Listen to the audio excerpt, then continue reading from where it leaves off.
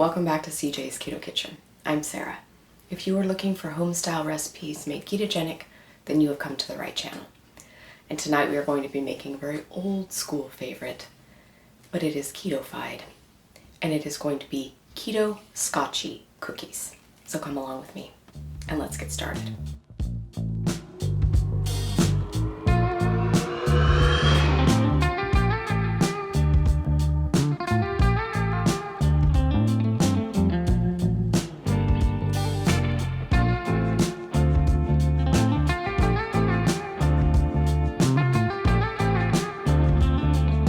So oatmeal Scotchies were something that was on the back of the package in 1960 when Nestle introduced butterscotch morsels. So no oatmeal has been harmed in the making of these cookies. I have replicated a keto oatmeal substitute, but I will be using butterscotch morsels, but they are sugar-free. So let's go ahead and get started. These cookies, you are going to need to preheat your oven to 350 degrees. You are going to need 2 small bowls or medium-sized bowls because we are going to start by combining all of our dry ingredients, and then we will be gathering our wet ingredients to make these cookies. And you are going to need a hand mixer. The first ingredient you're going to need for these cookies is about 1.25 cups of almond flour. You're going to need 1/2 cup of hemp hearts. These are whole shelled hemp seeds, and they are going to give us a very beautiful texture and fiber. I was able to find my hemp hearts just on my grocery store shelf. And then another dry ingredient that we are going to be needing is some ground pecans. I have ground my pecans very finely in my mini food processor. I'm using my better roasted pecans, but you can just use cooked raw pecans if you want to, and I have about 1/2 cup here. Just going to work those few dry ingredients in together.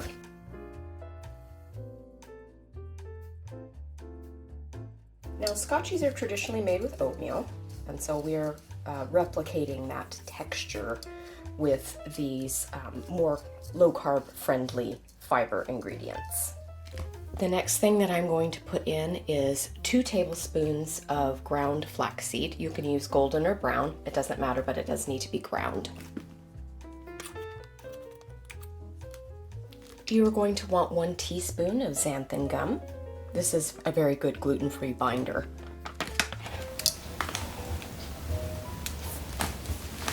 We are going to need 1/2 teaspoon of baking powder.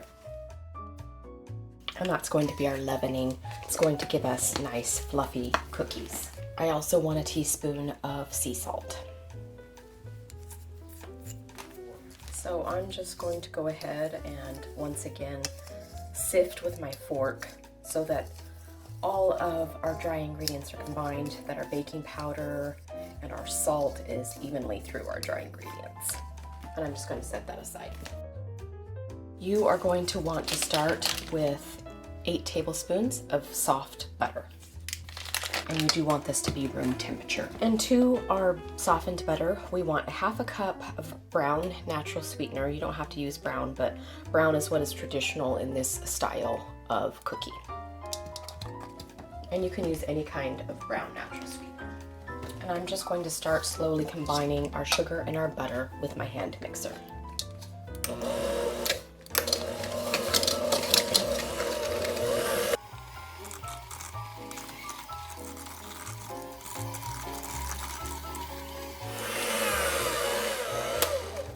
I'm going to put in about 1 teaspoon of vanilla extract. I'm going to be adding 1 large egg.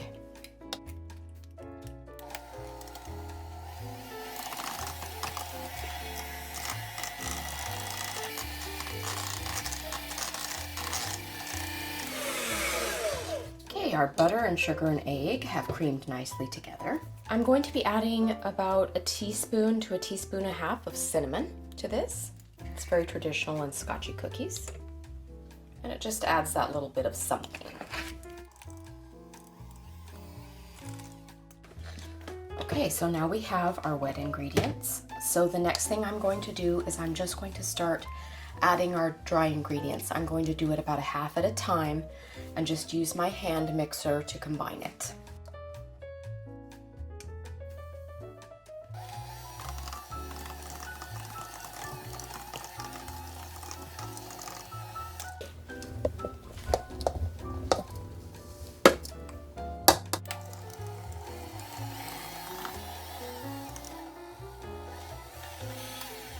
So I'm just going to go ahead and use my spatula and just make sure that I got everything off the bottom of my bowl and that everything is well combined.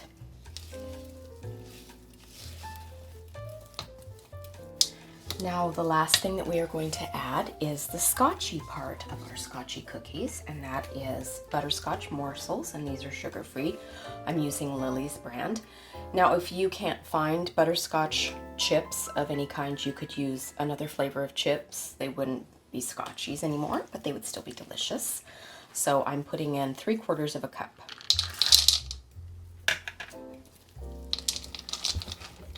And I'm just going to mix that in by hand.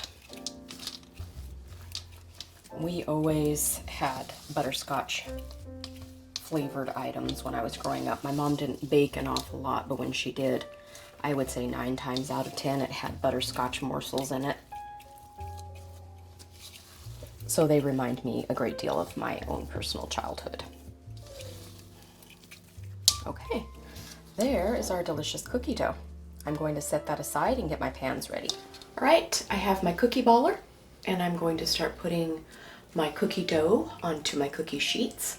I have 2 smaller cookie sheets with silicone liners, but you can use any kind of cookie sheet that you like. But I definitely recommend parchment paper or silicone liner if you want your cookie to come off easily.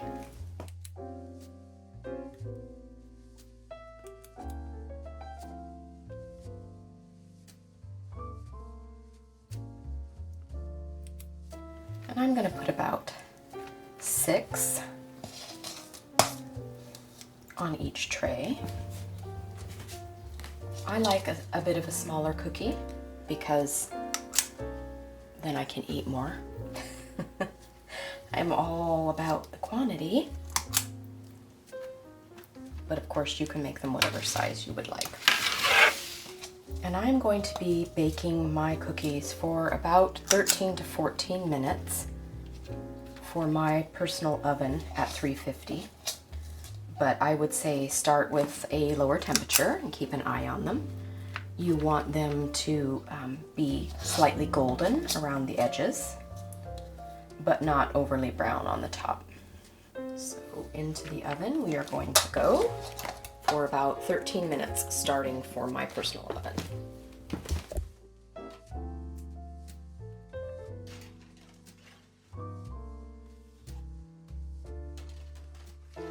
All right, so my cookies went for about 15 minutes, and if you can see, they're golden there around the edges, which is what I'm looking for, but they are still nice and fluffy, so I'm going to let them cool.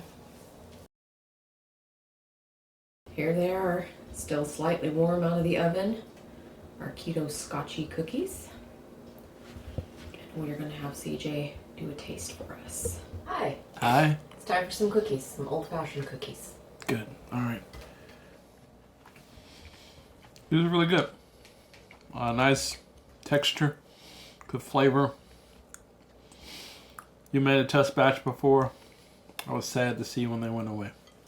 So I'm glad that these are back. So good job. These actually feel like they're crunchier than the test batch. Not sure why, but they seem firmer. I like them. I think people will like them. Nice treat. And they're really good with some almond milk or macadamia nut milk. Thanks. Bye.